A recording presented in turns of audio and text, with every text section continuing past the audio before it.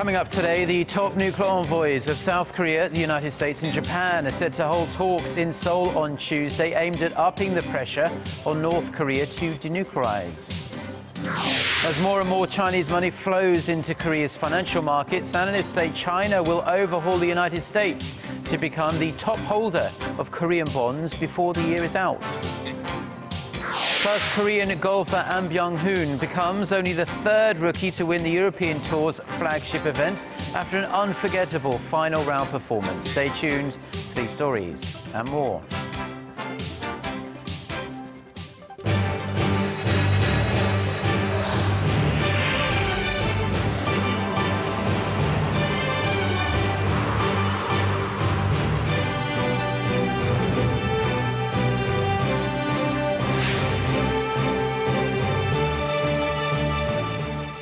Hello, it's noon on Monday, the 25th of May. You're tuned into our midday newscast on Arirang TV. Thanks for joining us on this Buddha's birthday here in Korea. I'm Mark Broome. Our top story this afternoon, the chief nuclear envoys of South Korea, the United States and Japan will meet in Seoul this week to discuss ways to denuclearize North Korea. The meeting will likely be focused on ways to step up pressure on Pyongyang to return to the negotiating table. Our Kim Min-ji starts us off. The chief nuclear envoys of South Korea, the U.S. and Japan will be in Seoul on Tuesday to share their assessments of the recent situation in North Korea and its nuclear threats.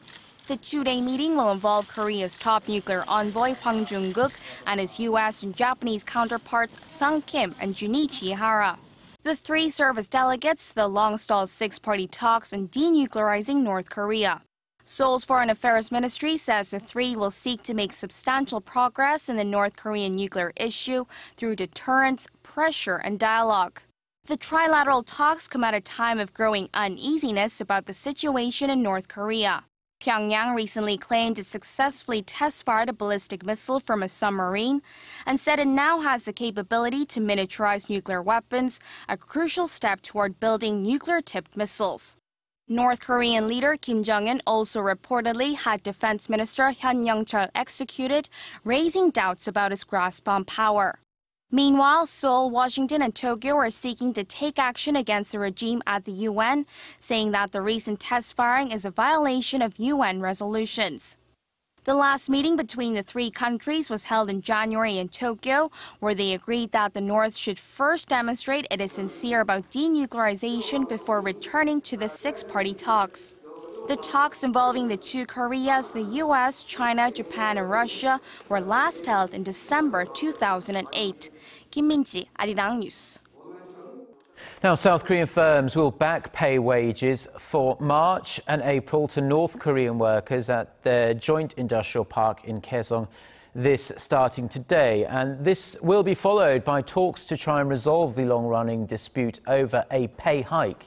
Under an agreement between the two Koreas reached last Friday, South Korean companies at the complex will pay their wages at the original rate of just over $70 by the end of the month. Seoul's Unification Ministry says the two Koreas will meet again to discuss the North's demand for a wage increase to $74 a month.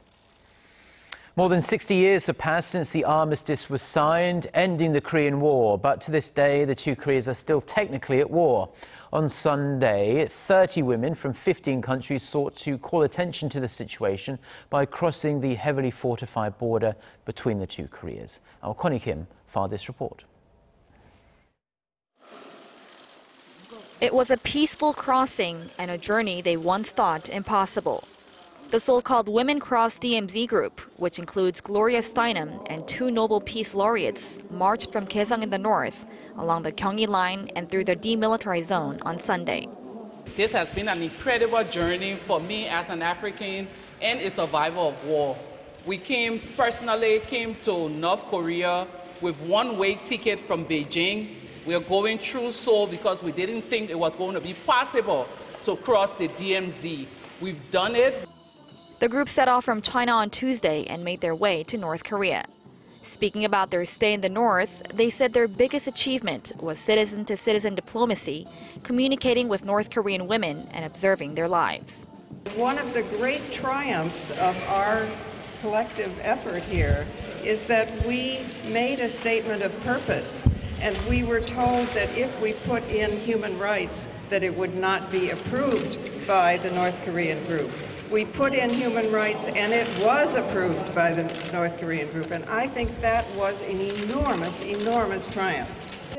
But the effort didn't come without some controversy. The group was accused of having a pro-North Korea stance after North Korea's official Rodong-sinmun newspaper reported that the group's organizer, Christine An, had praised Kim Il-sung at his birthplace. An remained silent on the issue, while Steinem said the reports are absolutely not true. Undeterred by the reports and the scorching hot weather, the group resumed their peaceful march into South Korea. These hundreds of women walking towards the Imjingang Park have two goals: to bring attention to the forgotten war and to reunite families and the divided peninsula. Along the way, they sang songs about the unification of the two Koreas.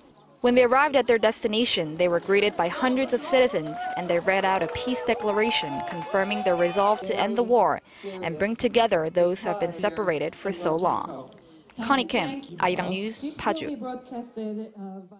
And staying with North Korea, and recent claims of progress on its nuclear missile technology have been ratcheting up tensions here on the Korean Peninsula.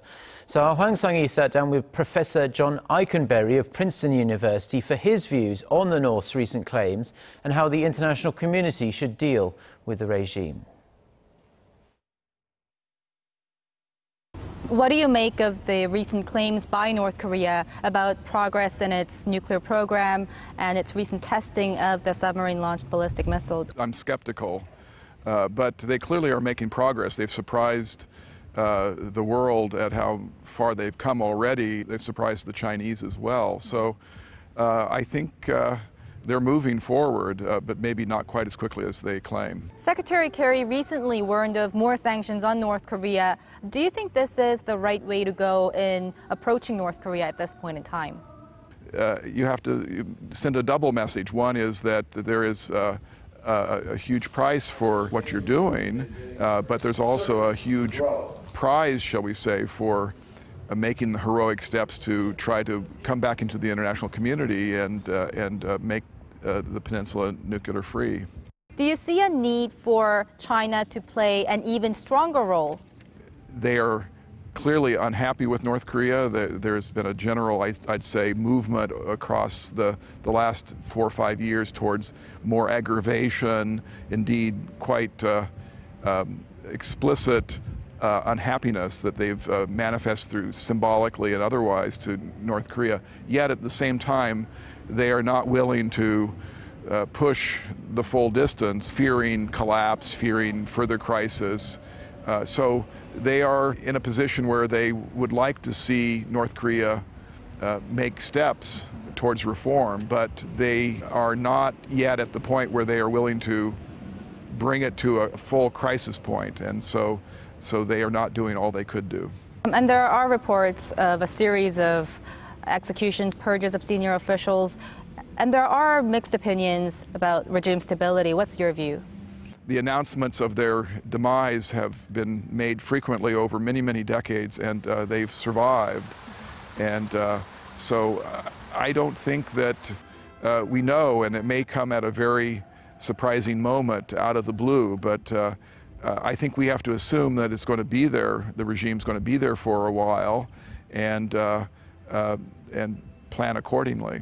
The six-party talks has been stalled for a long time, but considering the tensions in the region and among the five parties, do you think it's still an effective tool to get North Korea to denuclearize, or do we need a new form of dialogue?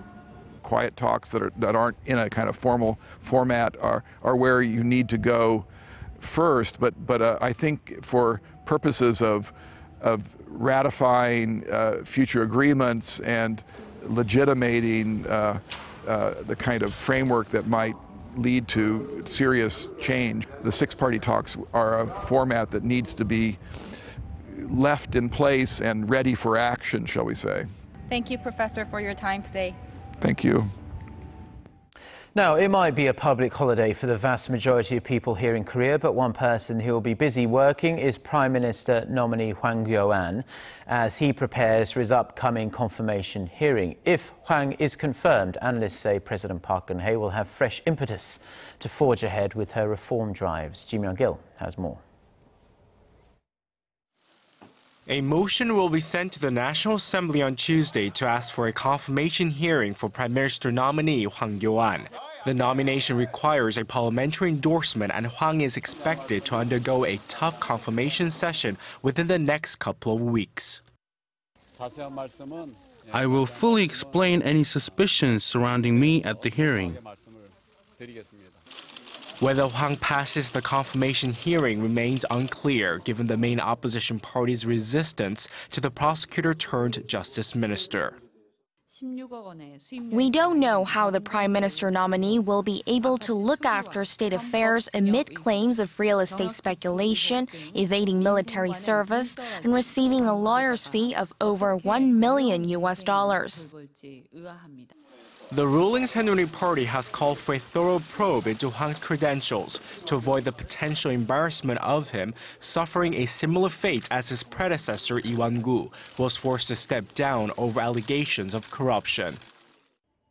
We urge the opposition to avoid making the confirmation hearing a tool for political attacks and focus on verifying the nominee's capabilities and qualifications.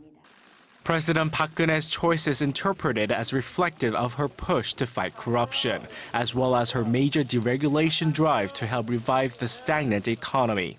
The parliament is required to hold confirmation hearings and a vote for the nominee within 20 days of a motion being filed. The prime minister is the only cabinet post that requires parliamentary approval. Ji Myung-gil, Arirang News.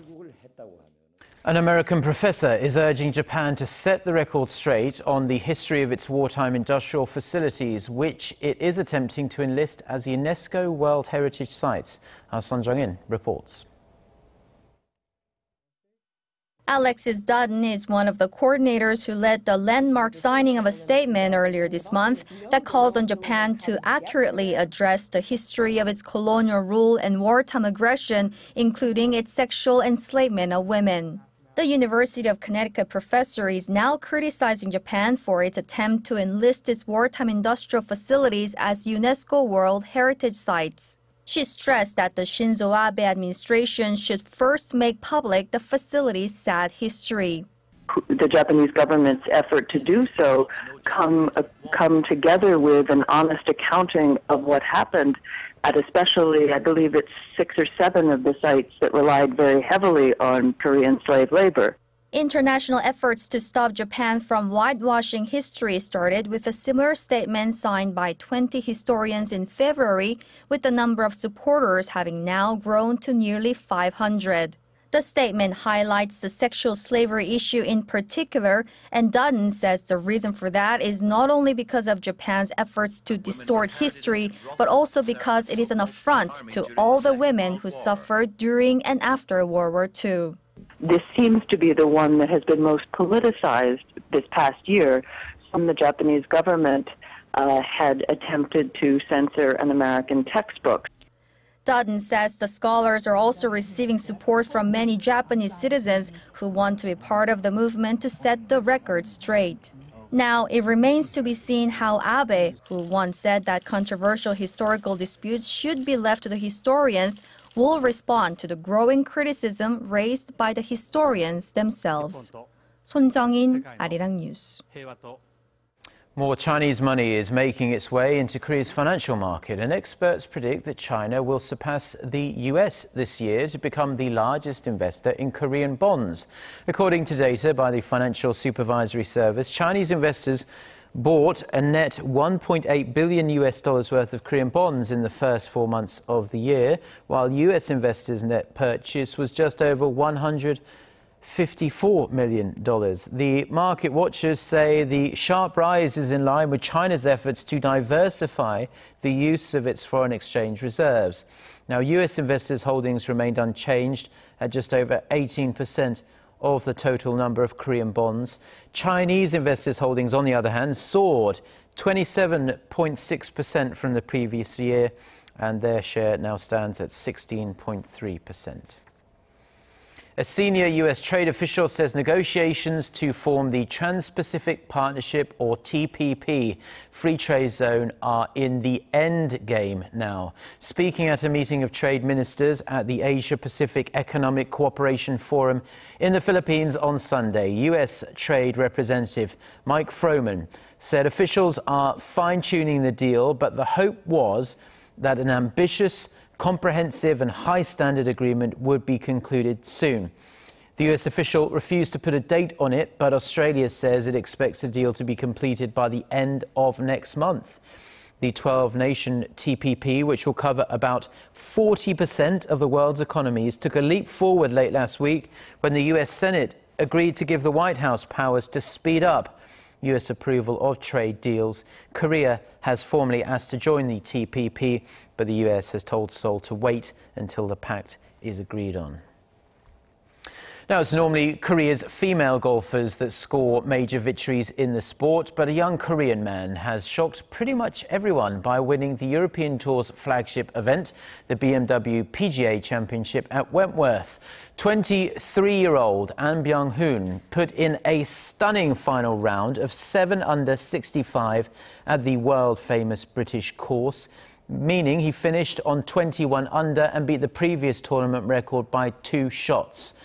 The golfers in joint second finished a whole 6 shots behind the young Korean, picking up the trophy and his winner's check for around $915,000, and said the victory was life-changing as it gives him the right to play in other elite events.